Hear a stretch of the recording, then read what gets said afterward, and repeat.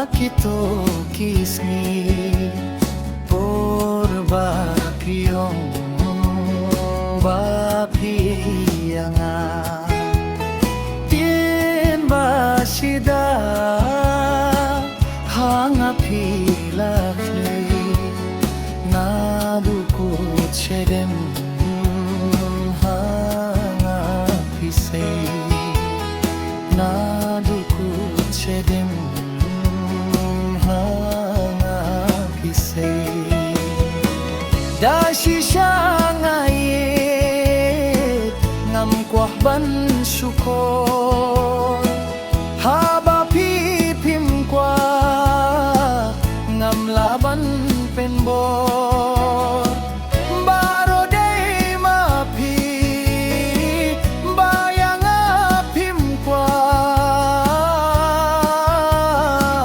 hikloi ban kernga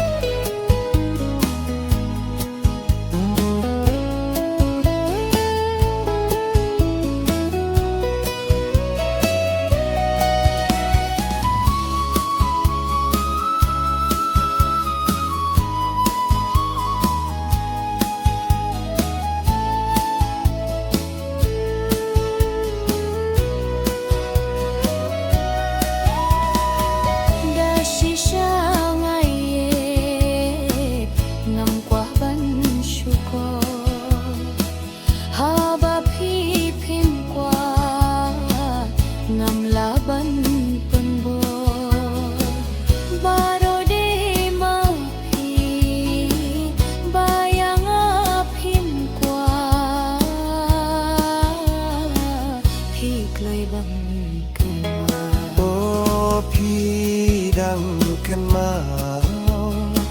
yakito kisni porba piong ba pianga tien ba sida hanga pila nei naduku chedem hanga pisei naduku chedem